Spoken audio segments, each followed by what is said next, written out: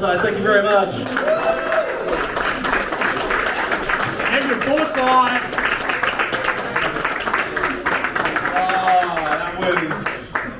While Paula is setting up the camera. At the start of that, Andrew said that I'm very successful, and folks, I have just reached a level of success that I never thought I was going to achieve before.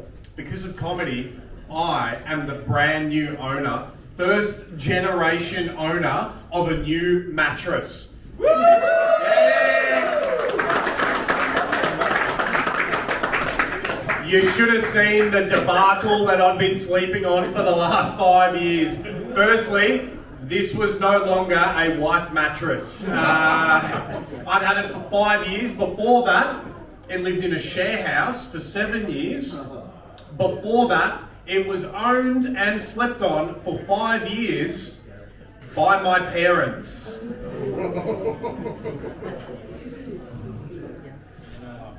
Yeah, there's no laughter there. I'm just letting everyone imagine their parents sleeping on their mattresses. But by the time I got rid of this mattress, it had a lot of colours. It was covered, there was a lot of semen on it. And some of it, even human.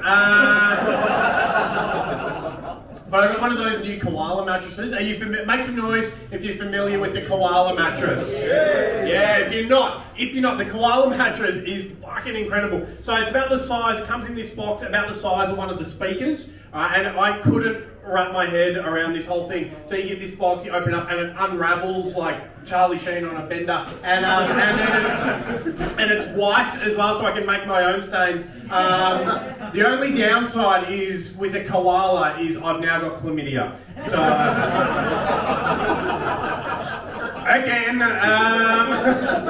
at least we know where the colours are going to come from. All right, folks, let's make some noise. Let's get your hands going. Pump it together for Paula Ferrari. Frankston, great to be back. Got my water here, and oh man, it's so good to be here. I'm just thinking of wondering which of my children's memories they're going to repress. I'm kind of hoping it's the breastfeeding ones. Some guys haven't repressed those memories though, you know. That's why there's this whole, big porn industry for women who are like lactating. Did you know about that? The only reason I know about it is because I found one of my dad's porn magazines when I was 7. It was called Milky Mona. They were just women with massive breasts, just milk everywhere, and I was very confused because there were no babies. Where are the babies? I was like, I didn't know it was porn. I thought it was breakfast. And there was this other time, there's this other time, another memory that I'm kind of hoping gets repressed was like one time when I walked in and my little boy pretending to shave. You know how kids copy their parents pretending to shave. And he's there and he's got his foot up on the chair and it's with a razor. And I'm like, oh my God, this child has not ever seen a man shave his beard. I don't know if that makes me a bad parent or I just really should learn to lock the bathroom door. It's hard to know if you're a good parent or a bad parent. You know, parenting is really hard. There's a lot they don't tell you about parenting. You know, all the crying. I haven't stopped for 15 years. I'm a parent of twins. Yeah. People ask me if my twins feel pain at the same time. And the answer is yes, they do when I'm banging their heads together. They love that joke too. They say, it's true, Mum. That's another memory I'm hoping they're going to repress. Yeah, so being a parent of twins, you know, people ask me too, which one's the dominant twin? And have you heard that people always want to know who's the dominant twin? And like my girls were fighting over who was the dominant twin. They were like bashing each other in the head, and I'm like, I don't know if we're going to solve it this way. I think we need to put it in a cage and make it to the death. That's the only way we're going to answer this fucking question that people seem to want to know the answer to. So the kids are getting ready, doing their jiu-jitsu. Breastfeeding, yeah, that was a good topic. I was wondering how old children, how old, is too old to breastfeed? Because it was a really good form of weight loss. And I'm like, man, I could eat what I like when I'm breastfeeding. I had so much milk. I was like eating ice cream, eating whatever I liked, and then the kids didn't want to do it anymore. And I'm just like, what? Come on. And they're like, no, Mummy. We've had enough. And I'm like, but, and don't you love your mum? And they're like, we do, but... So anyway, I don't know how old's too old. What about a 36-year-old lawyer from Caulfield? Because I came up with this idea, right? For these guys who are like nostalgic for breastfeeding, into lactating women, and I feel like Dad was just a bit of a historian, really, thinking of the past.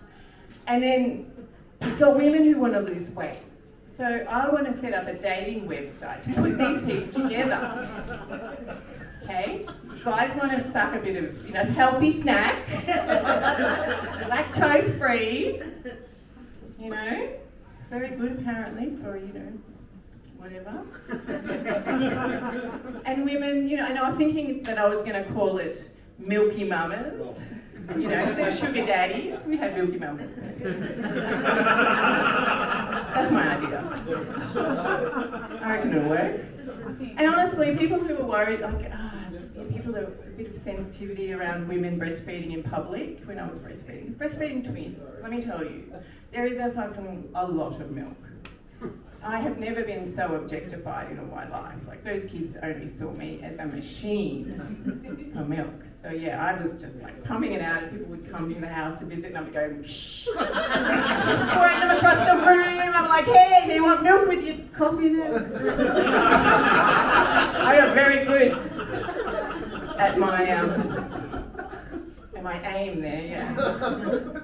So yeah, that was fun. But but my tits never looked better than when I was breastfeeding twins. I would have been disappointed if there weren't a few pervs around to appreciate the quality. So yeah, I did not disagree. I didn't think it was fair that people got offended by women, getting their tits out when the baby's screaming. Because any time I hear a baby screaming somewhere, I'm just like, fucking put a tit in that kid's mouth before I do. I am a good mother. I'm a good mother. That's what I tell my children. They say, yes, Mummy, we know some parents kill their kids. So I know I'm always doing well, with the bar set that low.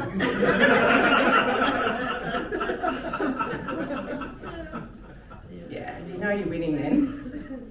So, yeah, my daughter said to me, Mummy, I think I need therapy. I said, oh, darling, that's fine. You can have therapy. You don't even have to tell me what it's about. But remember, if you tell them I'm a bad mother, the government will take you away. It's not about you, Mum. Like, why not? My childhood, the rest of my life just getting over my childhood. What's parenting all about then? No, I am a good mother. When I was a kid, we used to smoke. When I was a kid, we used to smoke at school, and it was hard getting away with that because it's pretty smelly smoking. But nowadays they've got vapes. I reckon it's cheating. They can do it in the class. I'm like, what? This isn't fair. We had to put Fisherman's Friends shit in our mouths. First time when I was 12, we moved to Warragul. Warragul? Anyone who ever bags out Frankston, should take a good fucking look at themselves and go to visit Warragul. Because Frankston was New York for us. But then I got to appreciate Warragul because we moved to Neerim South. It was colder, it was wetter, the guys were dirtier, very, very muddy. And it's actually, I'm a speech pathologist. It's kind of it's kind of a miracle I got to be a speech pathologist because nobody had heard of speech pathology in Neerim South. You know, even the primary school teacher had a kid who could only say piss off and asshole. And anything the doctor couldn't fix, well, that was just it, he had it for life. Couldn't cut it out, burn it off. Nah, too bad. I went out with a guy whose name was Greg. He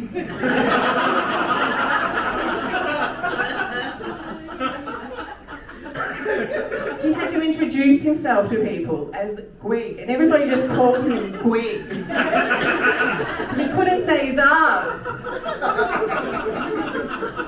But he kind of compensated because he, got really buff. Hey, my name's Greg. Greg. I had a lisp. I actually had a lisp as well, which was kind of like annoying when I decided to be a speech pathologist. It wasn't a problem until then.